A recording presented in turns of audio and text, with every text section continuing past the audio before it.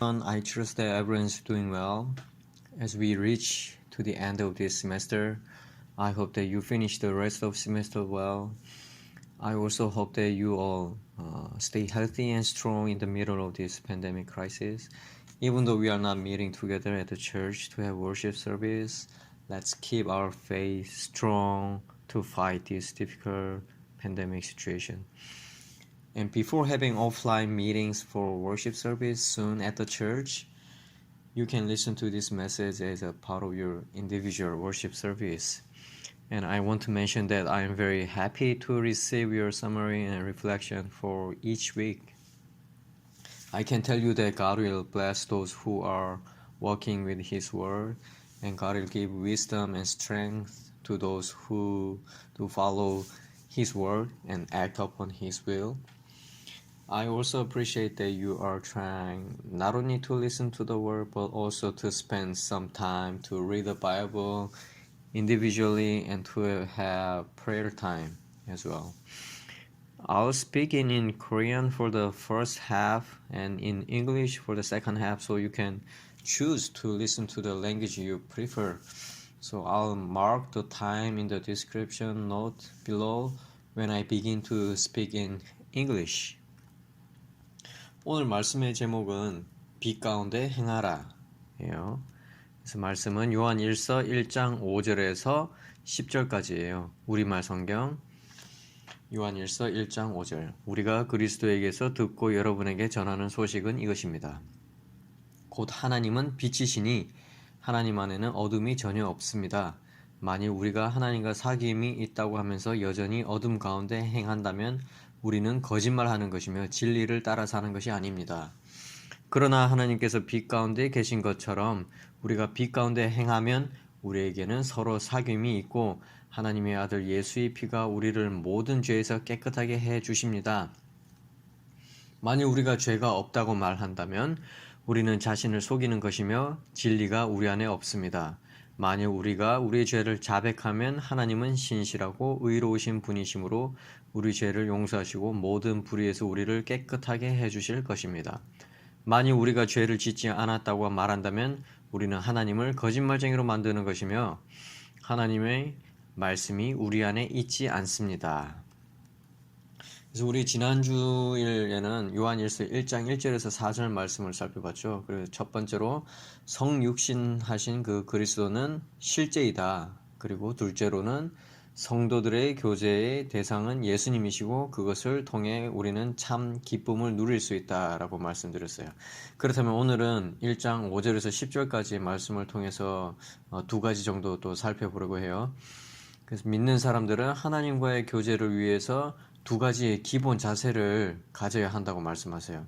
그래서 1장 5절에서 7절까지는 하나님과 교제하기 위해 우리가 첫째로 행해야 할 것은 어두움의 일을 버리고 빛 가운데 행하라는 것입니다. 그리고 1장 8절에서 10절까지는 둘째로 주님께 죄를 고백하는 것이 이 땅의 축복을 얻는 가장 시작점이 됩니다. 라고 말씀하고 있어요. 그래서 첫째로 어두움에서 벗어나서 빛 가운데 행하라. 그죠? 5절에서 7절을 다시 보면 어둠의 일을 버리고 빛 가운데 행하라 라고 말씀하세요. 요한일서 1장 5절에서 7절 다시 보면 우리가 그리스도에게서 듣고 여러분에게 전하는 소식은 이것입니다. 곧 하나님은 빛이시니 하나님 안에는 어둠이 전혀 없습니다.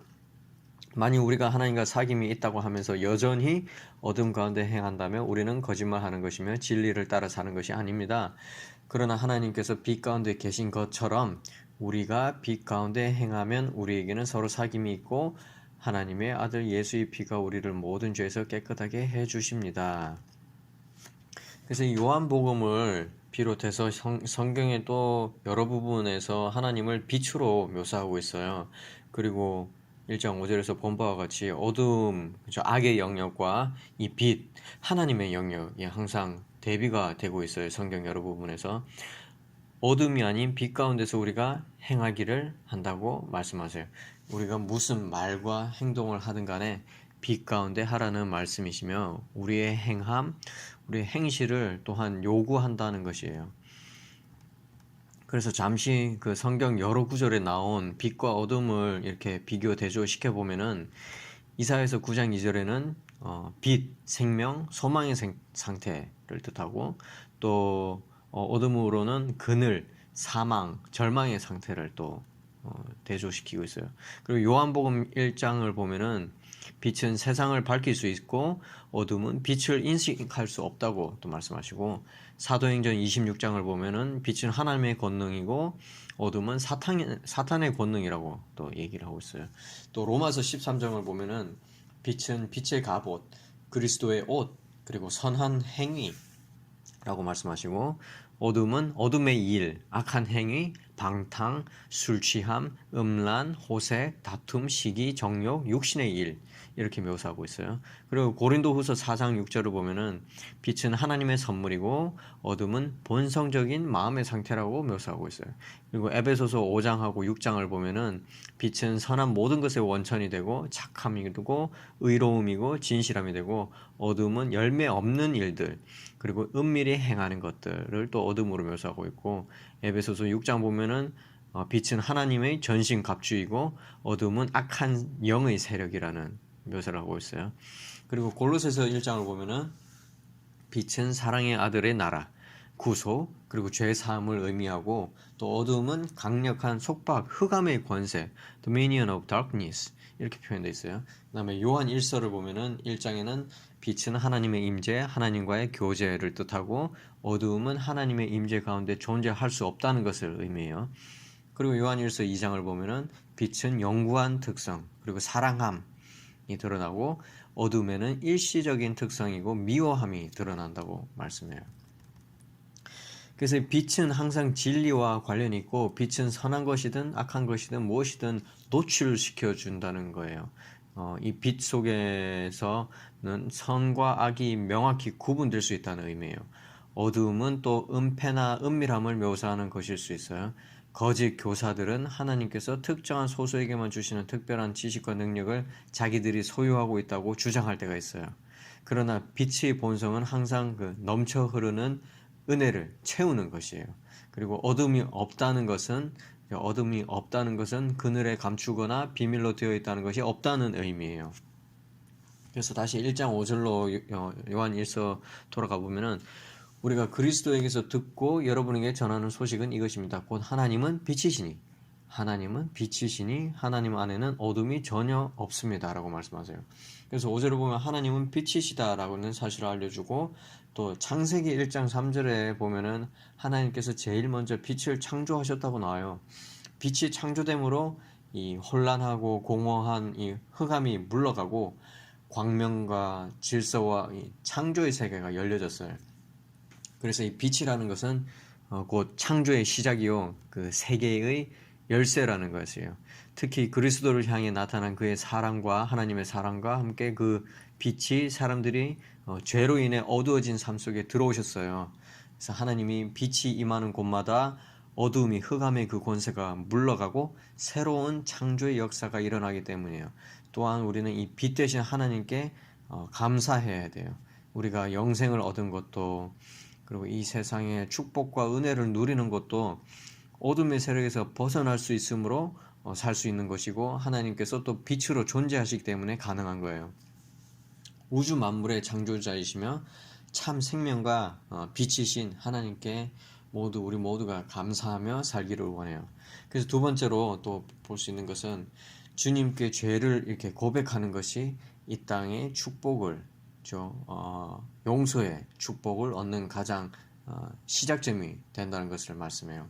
그래서 요한 1서 1장 7절에서 10절까지 우리말 성경을 보면은, 그러나 하나님께서 빛 가운데 계신 것처럼 우리가 빛 가운데 행하면 우리에게는 서로 사귐이 있고 하나님의 아들 예수의 피가 우리를 모든 죄에서 깨끗하게 해 주십니다.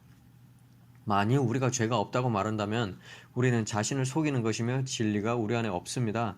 만일 우리가 우리 죄를 자백하면 하나님은 신실하시고 의로우신 분이시므로 우리 죄를 용서하시고 모든 불의에서 우리를 깨끗하게 해주실 것입니다.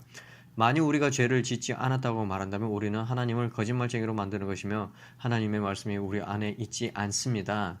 그래서 우리는 우리의 죄에 관해 하나님께 고백을 해야 한다고 말씀하시죠. 먼저 우리 죄가 이것이 잘못이며 나의 연약함이라는 것을 또한 알고 있어야 돼요. 그리스도께서 이미 그 우리의 죄값을 치르셨기에 우리는 그리스도를 또한 의지를 하면서 살아야 되죠. 그리고 죄를 끊기 위해서 항상 노력해야 돼요. 그리고 죄가 우리를 주관할 권세가 없다는 것을 입으로 선포하면서 항상 하나님께 회개하면서 용서를 구하면서 살아야 되겠죠. 그렇게 또 하자마자 우리는 또다시 하나님과 친밀하고 가깝게 동행할 수 있는 그런 관계가 성립될 수 있어요. 그래서 저는 이러한 잘못으로 죄를 지었습니다. 그리고 하나님께 죄송합니다. 고치기를 원합니다. 라고 고백할 수 있어야 돼요.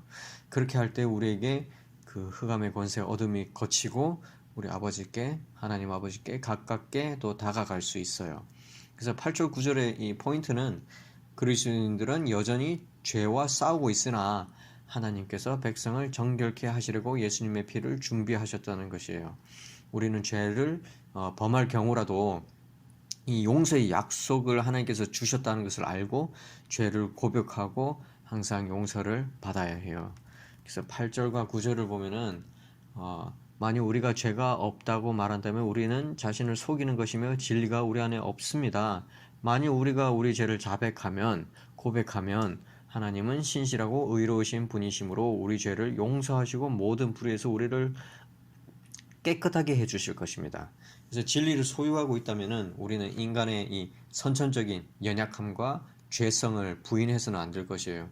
사람들은 죄인이라는 그 하나님의 말씀의 진리가 변하지 않는다는 것을 또 알고 있어야 돼요. 비록 예수님께서 단번에 죄를 사하시고 또 심판하셨지만 심판에도 또 죽으시고 또 다시 살아나시고 부활하셨지만 이 그리스도인들은 여전히 죄를 지을 가능성이 있다는 것을 알고 있어야 돼요. 그래서 자신의 이 내면 생활을 정직하게 솔직하게 바라보면서 죄가 없다고만 주장하는 사람은 나는 죄가 전혀 없는 사람이야 라고 주장하는 사람은 이 진리를 받아들이기를 거부하는 사람일 거예요.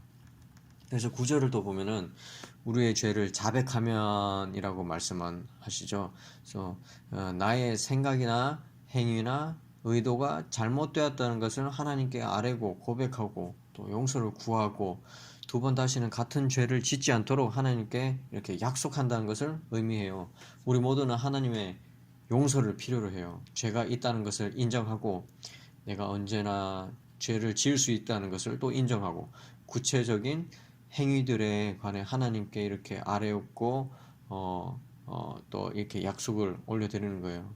그래서 현실적으로 인간은 죄를 지을 수밖에 없는 존재지만 그런 연약한 존재이지만 또 사도 요한은 역설적으로 또 들리기도 하나 이 요한일서 3장 9절에는 이렇게 또 말씀하세요. 요한일서 3장 9절 우리말 성경 누구든지 하나님께로부터 난 사람은 죄를 짓지 않습니다. 그 사람 안에 하나님의 씨가 있기 때문입니다. 그는 하나님에게서 났기 때문에 죄를 지을 수 없습니다. 그래서 이 역설적으로 들리는 이 말씀의 의미를 우리는 또 잘 이해를 해야 돼요. 죄에 대한 그리스도인의 그 합당한 태도는 인간의 죄된 그 속성을 부인하는 것이 아니라 그것을 인정하고 하나님께서 그리스도를 통해 열어두신 그 문으로 들어가 용서를 받는 그런 자세가 되어야 한다는 것이에요. 즉 죄를 고백하고 자백함으로 하나님께서 우리 죄를 사하시며 모든 불의에서 어둠에서 우리를 건져내시고 깨끗하게 하실 거란 말씀이에요. 이것이 가능한 이유는 바로 하나님은 미쁘시고 하나님은 faithful 하시고 의로우시기 때문이에요. 그래서 하나님께서는 이 또 새 언약의 말씀을 예레미야 선지자를 통해서 알려주셨어요. 예레미야서 31장 33절에서 34절 이렇게 말씀하세요. 여호와의 말이다. 이것이 내가 그날들 후에 이스라엘의 집과 맺을 언약이다. 내가 내 율법을 그들의 생각 속에 주고 그들의 마음에 기록할 것이다. 그리하여 나는 그들의 하나님이 되고 그들은 내 백성이 될 것이다. 그들은 각자 자기 이웃에게 또는 자기 형제에게 더 이상 여호와를 알라 하고 말하지 않을 것이다. 이는 가장 작은 사람들부터 가장 큰 사람들까지 그들 모두가 나를 알 것이기 때문이다.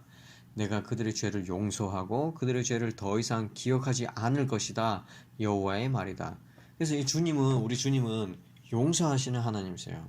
죄사함을 통해서 우리와 또 화해하시기를 약속하시는 주님이세요. 그러므로 주님께 우리가 나아가서 죄를 고백하는 것은 기쁨과 자유와 우리 영적인 해방을 가져오는 그런 축복의 가장 중요한 시작점이 된다는 거예요. 그래서 사도행전 3장 19절과 20절을 보면은 그러므로 여러분은 회개하고 돌아오십시오. 그래서 여러분의 죄 씻음을 받으십시오. 그러면 주 앞에서 새로워지는 때가 올 것이요 주께서 여러분을 위해 미리 정하신 그리스도 예수를 다시 보내실 것입니다. 이 죄의 고백이 우리들을 자유롭게 해 그리스도와의 교제를 누리게 할 것이며 그것이 곧 화해의 교제의 사귐의 시작점이 된다는 거예요. 하나님이 사랑하는 아들을 죽게 하신 것은 바로 그분이 우리들을 용서하기 위함이에요. 성도들은 자기들의 죄된 모습을 정직하고 또 지속적으로 고백해야 할 거예요. 그것이 최고의 그 교제를 누리고 하나님과 더불어 기쁨을 누리는 방법일 거예요. 그렇다면 오늘 학생들이 고백해야 될 그런 죄는 무엇이 있나요? 물어볼게요.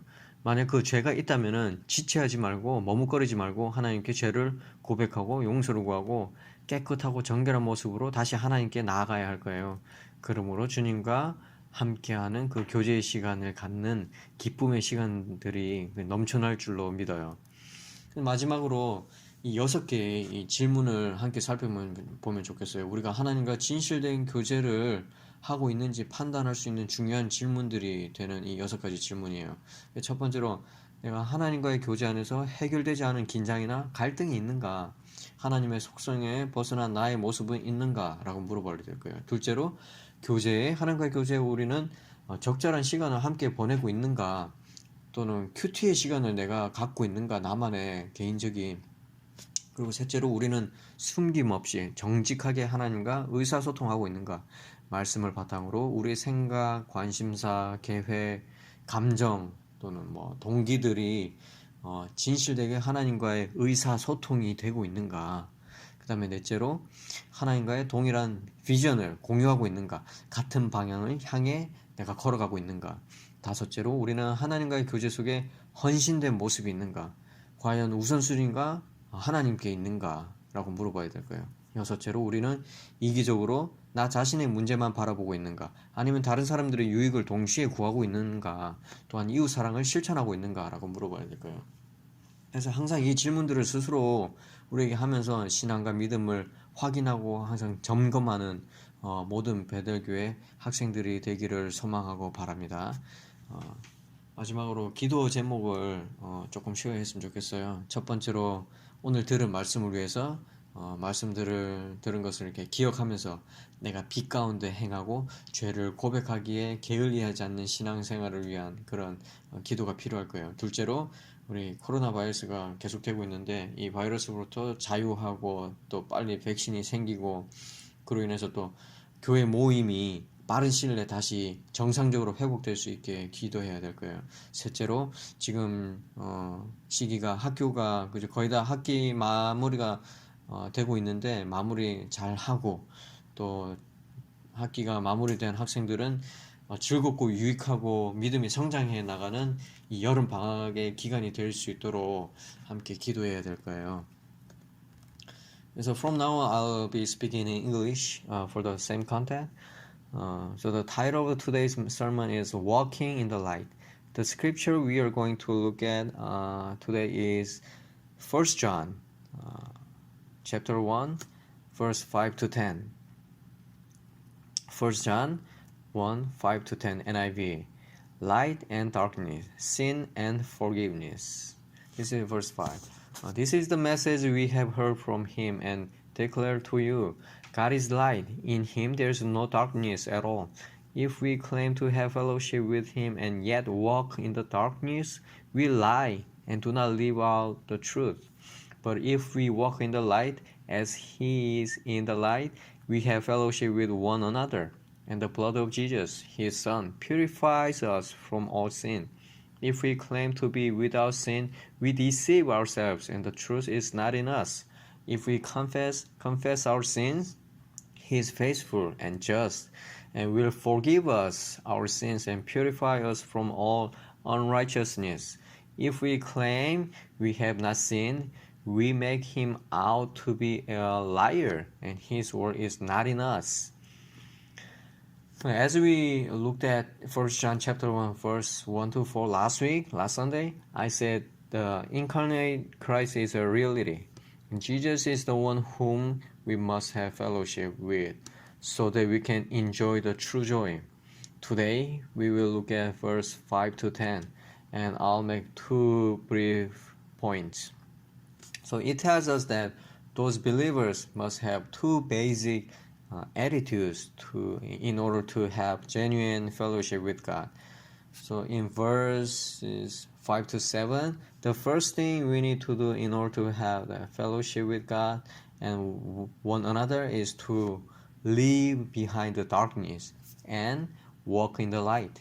Secondly, in verses 8 to 10, we learn that confessing our sins to the Lord is the starting point for gaining the blessings of forgiveness and purification of all unrighteousness.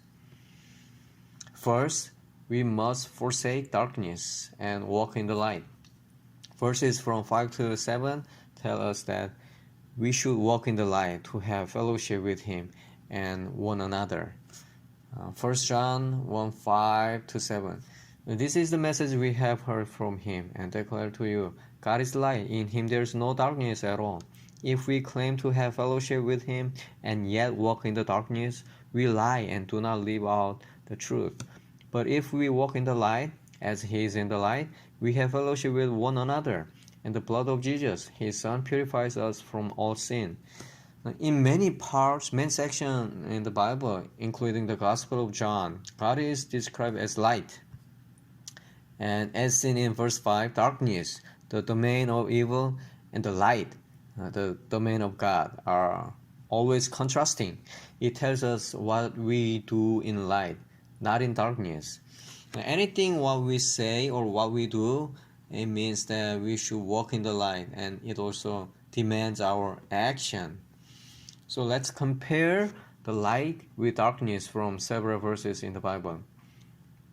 So Isaiah 9:2, state of light, life, hope. So for darkness, state of shade, death or despair. John 1 describes light as light can light the world, and darkness cannot recognize the light. Acts 26, the power of God and the power of Satan. Romans 13, armor of light, Christ's clothes, good works, and dark works, wicked acts, carousing, drunkenness, sexual immorality, and debauchery, dissension, and jealousy, desires of the flesh. 2 Corinthians describe light as the gift of light, and darkness as a natural state of mind. Ephesians 5, source of all goodness, righteousness, and sincerity. And it describes darkness as things without fruit, doing in secret. And Ephesians 6 describes light as God's full armor, and it describes darkness as evil spirit forces. Colossians 1, the kingdom of Son of Love, redemption, forgiveness of sins, and strong bondage, the power of darkness. The 1 John, God's presence, fellowship with God, and darkness cannot exist in God's presence. 1 John, permanent attribute, love, and temporary attribute, hate. So as you can see from these verses, light is always related to truth, and light exposes anything good or evil. In the light, good and evil things can be clearly distinguished. Darkness can also describe concealment or stealth. There are times when false teachers claim that they have special knowledge and abilities that God gives only to a certain minority. However, the nature of light is always overflowing and filling. The absence of darkness means that there is nothing hidden in the shade or secret. So the truth is always revealed in the light. Verse 5 says, this is the message we have heard from Him and declare to you. God is light. In Him there is no darkness at all. Verse 5 tells us that God is light. Genesis 1:3 says that God first created the light. With the creation of light, the chaotic and empty darkness receded, and the world of light, order, and creation was open to us. So this light is the beginning of creation and the key to the world.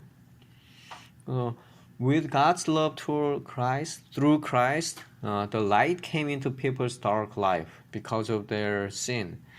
This is because darkness goes away wherever God's light comes, and a new history of creation now takes place. Also, we have to thank God for the light it made possible for us to have that eternal life, that we can enjoy blessings and grace in this world, that we can live away from the forces of darkness, and that God exists as a light. He is the creator of all things in the universe. So I want all of you to live a life of gratitude and show gratitude to God, who is the true life and light. Secondly, confessing our sins to the Lord is the starting point. It's the beginning point for gaining the blessings of forgiveness and purification of all unrighteousness.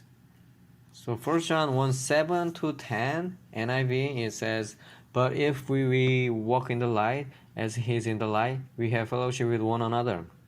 And the blood of Jesus, his Son, purifies us from all sin. If we claim to be without sin, we deceive ourselves, and the truth is not in us. If we confess our sins, he is faithful and just, and will forgive us our sins and purify us from all unrighteousness.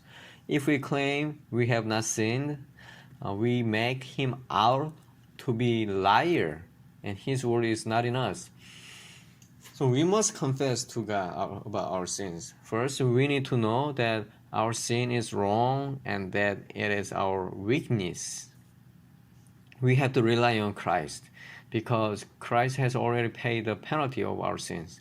And we must try to stop our sin. And we should proclaim that sin has no power over us while repenting. As soon as we repent, we can again walk closely with God. We should be able to confess and say that I have sinned for this and that, and I'm sorry, I want to fix it. So we should be able to say to God. In doing so, we can get out of darkness and we can get closer to our Father God. The point of verses 8 and 9 is that Christians are still to fight our battle against sin. But God has prepared the blood of Jesus to cleanse our sin in his people. We must confess our sins and be forgiven, knowing that God has given us the promise of forgiveness even if we commit sin. Verse 8 and 9, it tells, if we claim to be without sin, we deceive ourselves, and the truth is not in us. If we confess our sins, he is faithful and just and will forgive us our sins and purify us from all unrighteousness. If we know the truth, we should not deny human innate weakness and sinful nature. The truth of God's word that people are sinners does not change. So although Jesus was judged by our sin at once, Christians are still likely to sin. People who honestly look at their inner life and claim that they are not guilty at all by their sin, they are refusing to accept the truth. When verse 9 says, if we confess our sins, it means to ask God to confess that my thoughts, action, or intention are wrong, and to ask for forgiveness, and also to promise God not to commit the same sin again. We all need God's forgiveness. It is to admit that we are guilty and to ask God about specific attitudes and action. So in reality, humans are prone to sin. So the Apostle John may sound paradoxical when 1 John 3:9 tells us this. 1 John 3:9, no one who is born of God will continue to sin because God's seed remains in them. They cannot go on sinning because they have been born of God. So we need to understand well about this meaning of this paradoxical word between 1 John, first chapter and third chapter. The Christian's proper attitude towards sin is not to deny the sinful nature of human being, but to admit it and to be forgiven by entering the door that God has opened it through Christ. In other words, because we confess our sins, God will forgive us our sins and deliver us from the darkness and cleanse us from all injustice and unrighteousness. So this is possible because our God is faithful and righteous. God gave the words of new covenant through the prophet Jeremiah. Jeremiah 31, 33 to 34 tell us this. This is the covenant I will make with the people of Israel after that time, declares the Lord. I'll put my law in their minds and write it on their hearts. I'll be their God, and they'll be my people. No longer will they teach their neighbor or say to one another, know the Lord, because they will all know me, from the least of them to the greatest, declares the Lord. For I will forgive their wickedness, and will remember their sins no more. Our Lord is forgiving God who promised to reconcile with us through forgiveness. Therefore, confessing your sins to the Lord is the most important starting point for blessings that bring joy and freedom. Acts 3:19 to 20. Repent then and turn to God so that your sins may be wiped out, that times of refreshing may come from the Lord, and that he may send Messiah, who has been appointed for you, even Jesus. Confession of sin will set us free and will enable us to enjoy the fellowship with Christ. And that is the starting point. It is God who forgives people, and he even caused his beloved Son to die because of our sins. Believers will have to confess their sins honestly and consistently. That is to enjoy the genuine fellowship and joy with him. If so, I ask you all now, what sins do you have to confess today? If there is one, you should confess your sins to God, ask for forgiveness, and go to God without any delay. Therefore, I know that the hours of joy of having a time of fellowship with the Lord will overflow. Therefore, I believe that all the students who are listening to this sermon will have a lot of joyful time with fellowship with the Lord. So lastly, I would like to take a look at these 6 questions together. So these are very important questions that can help us determine if we are walking in the light and having true fellowship with God. So number 1, the first question, are there any unresolved tensions or conflicts in fellowship with God? Is there any aspect of myself that deviates from the attribute of God? Number 2, are we spending proper time with God together? Are we having quiet time, heart-to-heart time with God? Number 3, are we communicating honestly and sincerely with God? Are our thoughts, interests, plans, feelings, emotions, and motives based on the word truly while communicating with God? Number 4, are we sharing the same vision with God? Are we walking in the same direction God is leading us? Number 5, are we committed to our fellowship with God? Are we putting God first in our priorities? Number 6, are we selfishly looking only at my own problems, or are we seeking the benefits of others at the same time? Do we love our neighbors? So I want you to take a moment to give your own answer to those 6 questions. And I hope that you all students can check and confirm your faith by always asking this question by yourselves. So I have this prayer request. My sermon ends here, but let's continue to pray about these 3 things. First, let's remember what we have heard through today's message. We should pray that we walk in the light and we do not neglect to confess our sins to God. So secondly, let's pray that we can be free from this COVID-19 coronavirus so that we can come back to the normal life and we can have a worship service together at one place. Lastly, let's pray that we finish this semester well for the school. And let's pray that we have good, enjoyable, and beneficial summer break with our faith growing day by day. Okay, so I think that's it for today's message. I hope you have a wonderful week, and I pray that we meet each other as soon as possible at the church. Thank you very much. Bye bye.